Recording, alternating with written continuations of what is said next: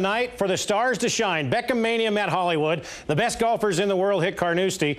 Bulls hit Cowboys and Clowns, and an NBA ref hit hard by gambling. But first, let's go to round 3 of the British Open. Sergio Garcia entered the day with a 2-shot lead. Everybody else trying to chase him down. That included Tiger Woods. Tiger started the day 7 back of Sergio on the 4th. Long putt for birdie. Got it to move back to 1 over. 2 holes later, though, on the par 5-6. Tiger's approach shot. Yeah, 4 right. Hits a woman right in the forehead. He's done this many times. Heads over, gives her signed glove for stopping his ball. Tiger shot 269. He's -1 for the tournament.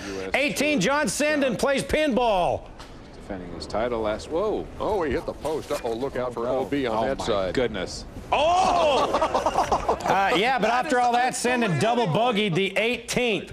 Vijay Singh quietly moving up the leaderboard. This for birdie. Vijay, 3 under 68 today. He is -2 for the tournament. Sergio got off to a great start. His approach on the first hole. Oh, that's pretty. Set up an easy birdie to go to 7 under. Former Cougar Mike Weir on the second hole. Great approach. That would be a couple of feet away. Set up another easy birdie. Weir shot a 1 over 72. He's 2 under, 7 back of the leader. Round of the day came from Steve Stricker. Here's another one of those long links birdie putts. Stricker, course record at Carnoustie at the Open, 6 under 64. But everybody chasing Sergio. He was hitting shots like this most of the day. That would set up another easy bird. Then on 18, here comes his approach. It's going left. Look out. Must have leaned on it a little bit. Oh, no. Oh, yeah, oh, you can hear that one. It hit a photographer. He's okay, though. The ball landed in a pretty good position. Sergio would go on to make par on 18 to finish a 9 under, taking a 3-shot lead over Steve Stricker into tomorrow's final round. 17-year-old Tony Finau, who just graduated from West High School, playing in his first PGA Tour event as a pro, the U.S. Bank Championship. Par 4, 16, 371 yards. Almost drives the green. But that was the only highlight for Tony. He shot a 6 over 76 in the 3rd round today. He's 6 over for the tournament. Tim Herron is your leader at 12 under par. All right, the NBA world was rocked by yesterday's announcement that the FBI is investigating NBA referee Tim Donaghy on allegations he bet on basketball games over the last couple of years, including the ones he officiated. Mob ties, integrity, and fairness now all in question with the NBA.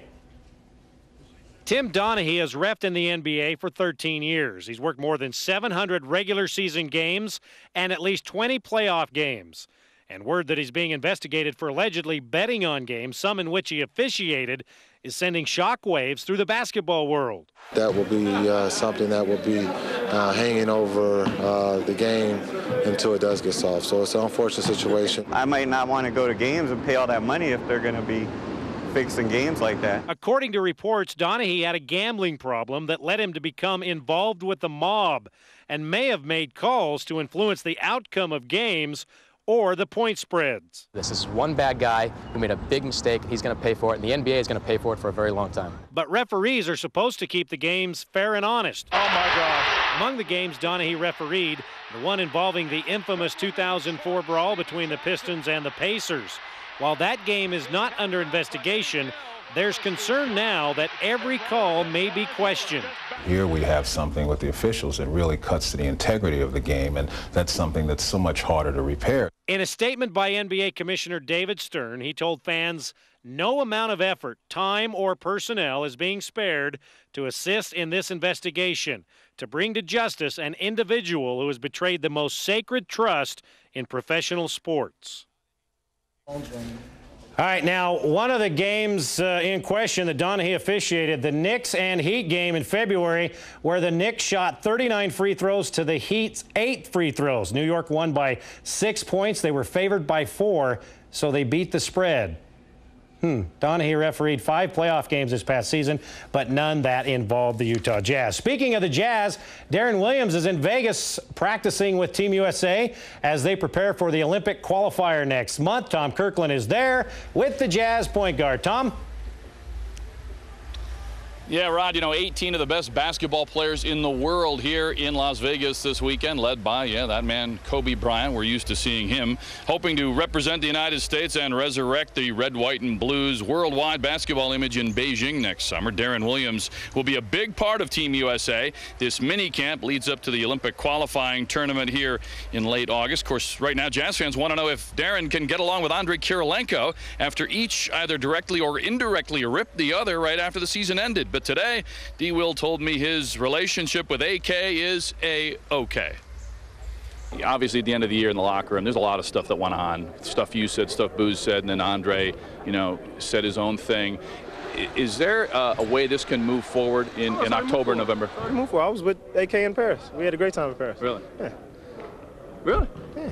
Did you say, hey, let's talk about that and get it out of the way? You don't have to. Andre, go underneath, fake, go up and score. I said I want to play with everybody on the team. I like our team. I think we have a great team. I just think we need to refocus next year, and I think everybody needs to know their role, know what we have to do to get it done. We have all the right pieces. We just gotta put them together. I think for AK, maybe it's about him understanding and accepting a role in the offense. I can understand it. He went from waiting patiently, while John and Carl were there, and then he was the man, and he still, I think AK can still be the man. AK is a special type of player. He's one of those players that can fill up a stat sheet. And I think when he does that, he's at his best. He doesn't have to score 20 points a game.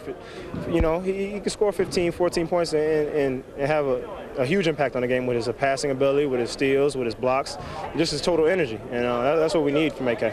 So this idea you and him have a rift, it's solved in Paris? Talked to AK the next day after that. After the last game. Were you laughing about it? We didn't talk about it. This is like it's behind us. Well, a lot of people believe he would be part of a championship piece in Utah. I think so. I think, like we said, we need it. We need AK. We need him. I saw how he played against Golden State. If he plays like that all the time, man, we're hard to beat. Then I asked Deron about the sudden departure of his one-year running mate, Derek Fisher. There's only a couple cities that he could go to. LA is one of them. He's been there. He has a lot of ties there. Oh, yeah. Why not go back? Mm-hmm. He was a free agent. He was unrestricted. He didn't have any ties to anybody. It wasn't like he wasn't supposed to go to this team or that team. If we were rookies and we would have said that Derek was going to go to Utah and play for a couple of years and the people there would love him, probably look at each other like we were crazy because we just had such a bitter rivalry. But that just goes to show you what a great professional he is. Oh, that's the thing. You hit it on the head. Jazz fans are thinking anybody but back to the Lakers and back to you, even though they respect you, they don't like you there. Yeah, it's mutual. It's mutual.